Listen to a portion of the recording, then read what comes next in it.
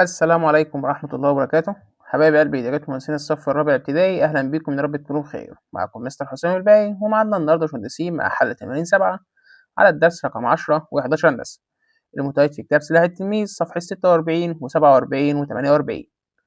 كل ما مطلوب منك هندسة تحط لنا اللايك الجميل وخلينا نبدأ على طول.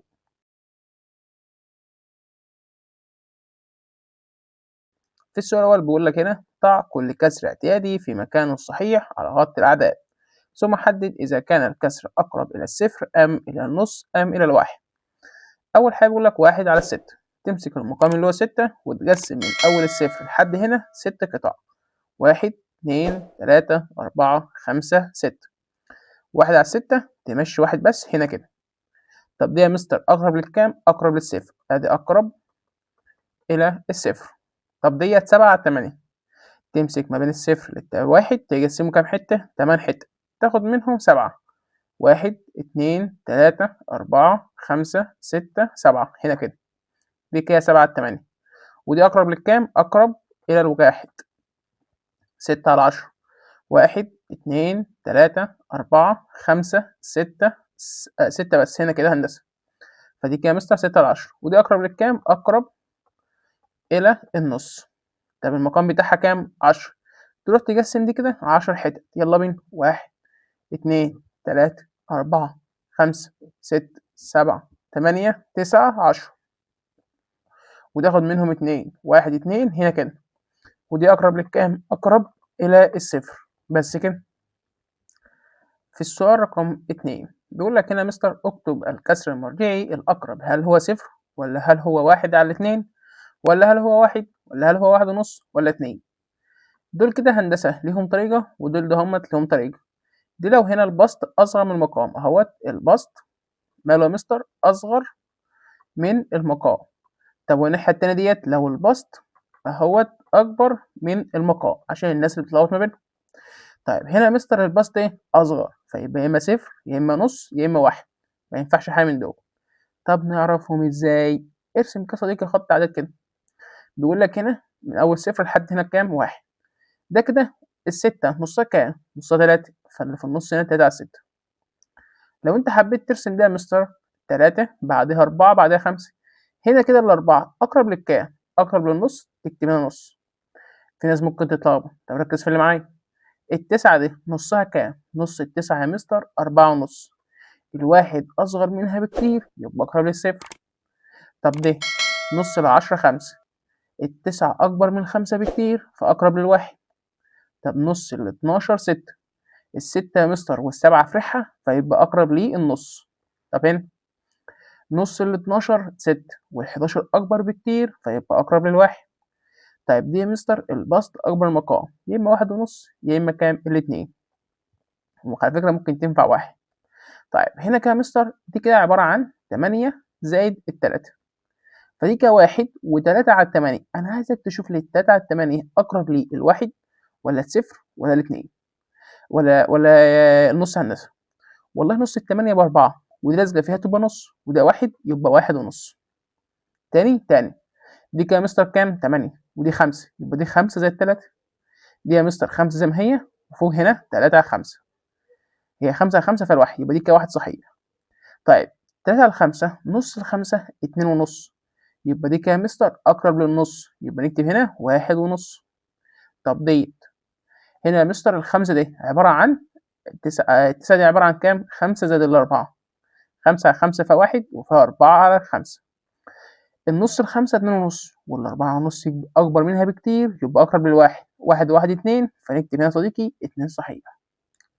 في السؤال رقم 3 بيقول لك: صل كل كسر بالكسر المرجعي المكافئ له. يمكن توصيل بعض الكسور المرجعية بأكثر من كسر. ركز. 14 على 7 ده فيها الاتنين، يعني دي بتساوي الاتنين، روح وصلها على طول كده. 6 على 3 بتساوي الاتنين، برضه بتساوي 2 عادي. 15 على 5 هنا بقى يا مستر دي كده عبارة عن 5 زائد 10، يعني 10 زائد 5.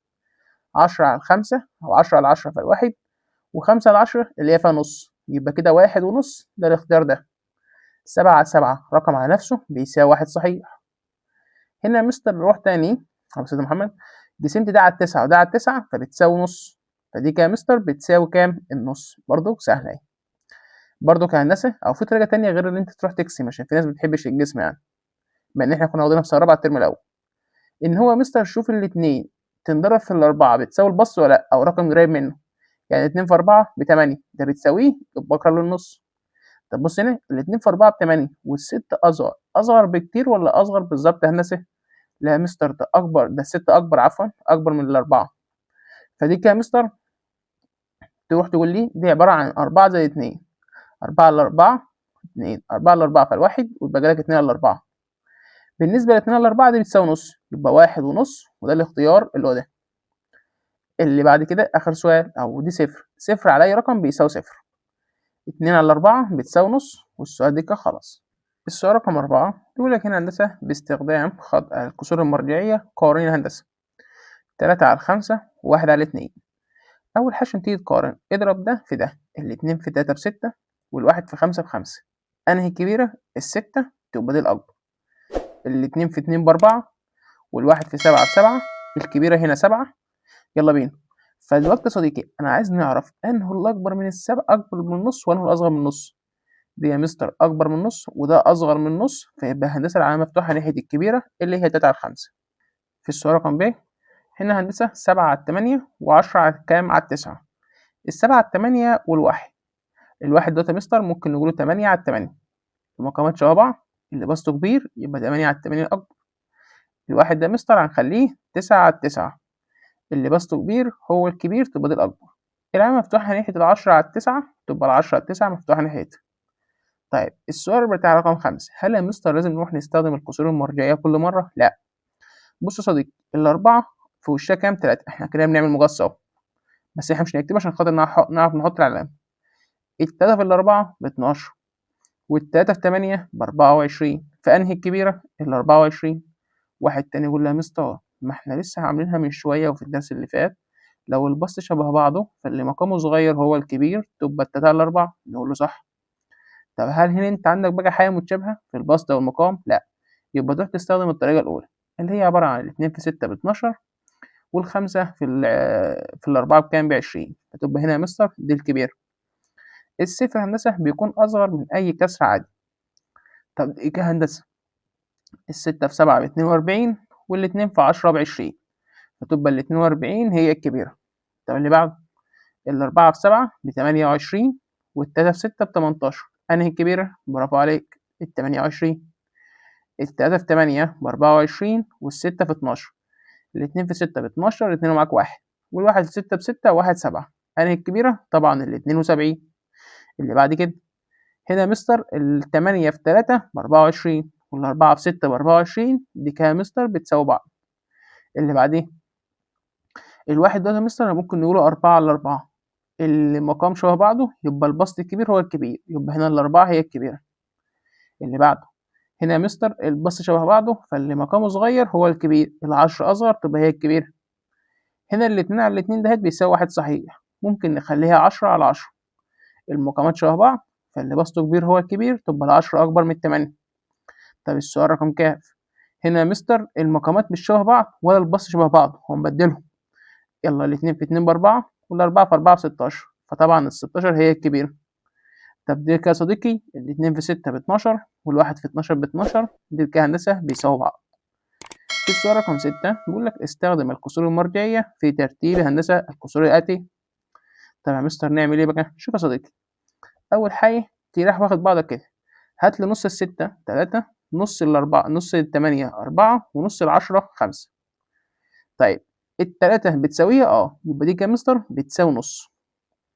حلو، أو خلينا نكتب تحتها أحسن. يلا نقوله من تاني، نص الستة 3 بتساويها، يبقى دي كده مستر بتساوي النص. نص الأربعة نص ال8 4، دي كده مستر أكبر، فدي تبقى دي أكبر من النص. طب دي كده مستر نص ال10 5، والخمسة أكبر من ديت، يعني الاتنين أصغر، فتبقى دي أصغر من النص. مش صغير يبقى الاتنين على 10، بعديها 6، لا بعدها 3 على 6 عفوا، بعدها 6 على 8. ما انتش فاهمها صح؟ طب ركز معايا في السؤال ده وإن شاء الله تفهم. هات لي نص الكام؟ نص الأربعة. نص الأربعة يا مستر 2، الواحد أصغر منها، يبقى دي كده يا مستر الواحد على 4 دهوت أصغر من النص. حلو، 9 على 9 دي بتساوي 1 صحيح، 1 صحيح أهو. ونص يا مستر أهو 5 على 6 أهو بالنسبة للنص. نص الستة، نص الستة يا هندسة لو مثلا محمد 3 ودي أكبر منها تبقى دي الكبيرة. تنازليا أنهي أكبر حي؟ دي أكبر من النص، بس أكبر حي هنا 1 اللي هو عبارة عن 9 على 9، وبعديها الأكبر من النص اللي هو 5 على 6، بعديها الواحد على كام؟ على 4. مستر مش فاهمها برضه. حاج خد طريقة تانية. احنا متفقين هندسة طالما الصفر في البسط فدي كلها بصفر. 4 على 4 فيها الواحد، وده 8 على 9، فأصغر حاجة هنا الصفر اللي هي 0 على 13. بعدها الكسر اللي هو 8 على 9 وأي رقم على نفسه اللي هو 4 على 4. ركز معايا في الطريقة التانية بقى هندسة اللي تنفع لكله. أول حاجة يا مستر تاخد ديت 3 على 6 وتعملها لي كده مع مربع على النص، وده كده 2 على 3 مربع صغير ونص، وبعد كده 1 على 9 ومربع تاني والنص. الاتنين في 3 ب6 والواحد في 3، الواحد في 6 ب6، فدي كده يا مستر بتساوي النص، يعني دي كده في النص اهي. طب دي كده يا صديقي الاتنين في 3، الاتنين في 2 عفوا بالأربعة، والواحد في 3 ب3، فدي كده الكبيرة. الواحد في 2 ب2 والواحد في 9 ب9، فأنهي الكبيرة دي. أول حاجة هندسة أنهو أكبر من النص هنا؟ الأكبر من النص يا مستر هي 2 على 3، يبقى دي 2 على 3. بعديها اللي بتساوي النص أهوت اللي هو 3 على 6. بعدها الأصغر منه اللي هي 1 على 9، والسؤال دي كده خلاص. في السؤال رقم ه هنا يا صديقي أنا كتبتهم بس عشان خاطر الوقت. يلا بينا. الاتنين في 6 ب12 والواحد في 9 ب9، فأنهي الكبيرة؟ ال12. هنا يا مستر البسط شبه بعضه فاللي مقامه صغير هو الكبير، يبقى الاتنين أكبر.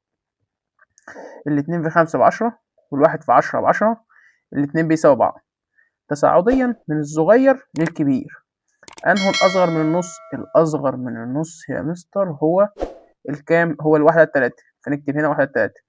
بعديها اللي بيساوي النص اللي هو هنا 5 على 10. وآخر حاجة صديقي الأكبر من النص اللي هو هنا 6 على 9. طب اللي بعديه يلا بينا. الاتنين في 4 ب8 والواحد في 8 ب8 بيساوي بعض. الاتنين في 3 ب6 والواحد في 7 ب7، دي الكبير. الاتنين في 6 ب12 والواحد في 11 ب11، دي الكبير. تنازليا من الكبير للصغير أنهو أكبر من النص؟ الأكبر من النص اللي هو 6 على 11، 6 على 11. بعدها اللي بيساوي النص اللي هو 4 على 8، 4 على 8. والأصغر من النص اللي هو هنا 3 على 7. والسؤال دي كده خلاص. في السؤال رقم 7 بيقول لك اقرأ سمية. لدى كل من رشاد ومالك قالب حلوى بنفس الحي. أكل رشاد، يبقى كده مستر رشاد أكل 4 على 6، وأكل مالك ومالك أكل 4 على 8. أي منهما هندسة أكل أكثر من نص؟ يبقى تروح تقارنه بالنص هنا وهنا. يلا بينا. الواحد في 6 ب6 والاتنين في الأربعة ب8، أنهي الكبيرة ديت؟ يبقى رشاد كده مستر أكل أكبر من النص. طب هنا الواحد في 8 ب8 والاتنين في الأربعة ب8، عفوا أيوة صح، الاتنين كده بيساوي بعض، فمالك كده أكل نص القالب بتاعه. فأنهي يا مستر اللي أكل أكتر من نص؟ رشاد هندسة اللي أكل إيه أكتر من نص. في السؤال رقم ب بيقول لك لدى مريم وينا سندوتشان هندسة متماثلان يعني قد بعض. قطعت مريم السندوتشين هندسة الخاص بهما إلى 12 قطعة متساوي. يبقى مريم قطعته إلى 12 قطعة وأكلت منهم 4، يبقى 4 على 12. وقطعت جنى السندوتش الخاص بها 6، يبقى كده جنى قطعته 6 أجزاء وأكلت منهم 3، يبقى 3 على 6. من أكلت أكتر هندسة؟ تعال نروح نقارن. دي يا مستر نقارنه عشان جالك استخدم الكسور المرجعية لازم تستخدم النص هندسة والأرقام دي. يلا بينا. الواحد في 12 ب12، 2 في 4 ب8، دي الكبيرة، فيبقى ديت أكلت أقل من النص الصغير يعني. الواحد في 6 ب6، الاتنين في 6 هو 2 في 3 ب6، الاتنين كده بيساوي بعض. جانا أكلت النص بالظبط ومريم أكلت أقل من النص، يبقى أنهو اللي أكل أكتر؟ يبقى جانا. يبقى نقول له كده يا مستر جانا أكلت أكثر. والسؤال دي كده خلاص. في السؤال رقم ج بيقول لك هنا صديقي سجل حاتم في تدريبات كرة السلة 14 هدف من 18 تسديد، بينما سجل صديقه 8 أهداف من 16 تسديد، يبقى 14 على 18. دي كده مين هندسة؟ حاتم. وأمير سجل كام؟ 16 على لا عفوا 8 على 16، 8 على 16، من منهما تمثل أهداف سجلها هندسة؟ مين اللي مثل أهداف هندسة كسر اعتيادي؟ مثلتهم وأكبر بنسبة عدد التسديدات. تعال نشوفوا أنهي الكبير هندسة. هنا مستر الاتنين ده همت عايزين نقارنهم، فأنا هنقارنهم مثلا من هنا بالنص ونقارنهم من هنا كمان بالنص. الواحد في 16 ب16 والاتنين في 8 ب16، دي كده بتساوي النص، بتساوي ايه؟ الاتنين في 14، 2 في 4 ب8، الواحد في 2 ب2، الواحد في 18 ب18، دي الأكبر. وقال لك أنهي الأكبر هندسة من النص؟ ال14 على 18، يبقى العلامة مفتوحة ناحيتها، 14 على 18 مفتوحة ناحيتها، وبعد كده 8 على 16، والسؤال دي كده خلاص. في أسئلة امتحانات الإدارات بيقول لك هنا اختر الإجابة الصحيحة من الإجابات المعطاة. أي من الكسور التالية كسور مرجعية؟ كسور مرجعية هي عندك صفر أو 1 على 2 أو 1 1 و1 على 2 و2، فهنا مستر هو النص. أي من الكسور التالية أقرب إلى الكسر المرجعي 1 على 2؟ نص ال16 8، ال8 يا مستر دي قريبة منها تختار. طب دي نص ال10 5، ال5 يا مستر ده ال9 أكبر منها مرفوضة. نص ال5 2.5 وده أصغر بكتير مرفوضة. نص ال12 6 وال11 أكبر منها بكتير مرفوضة. الكسر المرجعي 19 أو 18 على 19، لو تبص هتلاقي البسط قريب للمقام يبقى أقرب ليه الواحد. طب لو كانت يا مستر نص ال19 مثلا قد إيه؟ 9.5. طيب هي ال9.5 ده هندسة أكبر ولا أصغر؟ ده أصغر بكتير، يبقى خلاص مرفوض، يبقى النص مرفوض يعني. الكسر المرجعي التي تمثلها النقطة إيه؟ دي يا مستر كام؟ في نص المسافة، جاب لها 2 بعدها 2 يبقى في النص. واحد تاني يقول لأ 2 على 4، الاتنين نص ال4 يبقى أقرب للنص. في السؤال رقم 5 بيقول لك هنا نقط هو كسر مرجعي مكافئ للكسر 4 على 8. ال4 نص ال8 يبقى أقرب للنص على طول كده.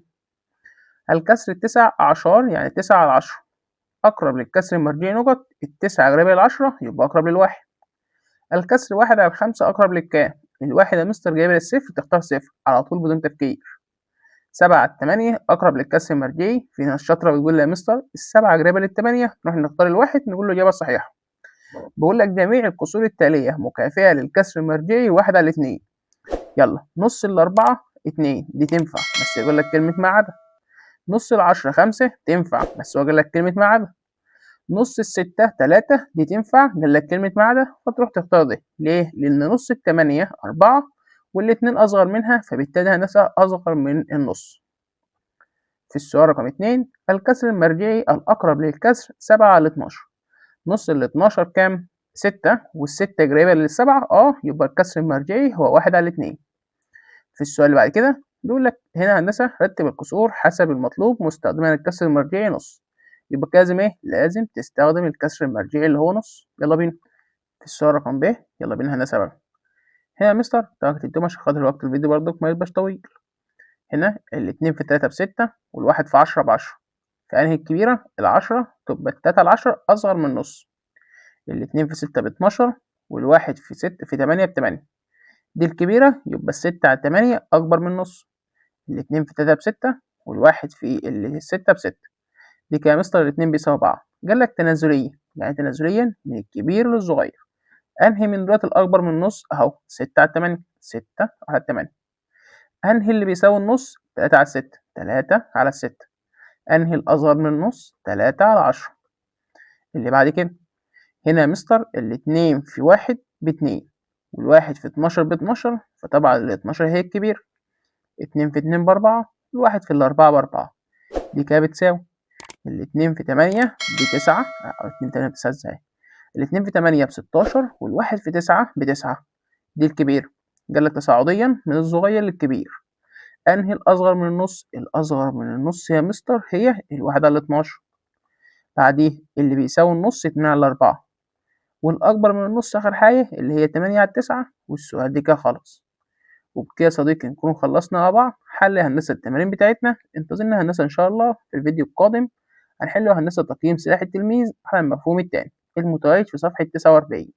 ونشوفكم في الفيديو الجاي على خير. السلام عليكم.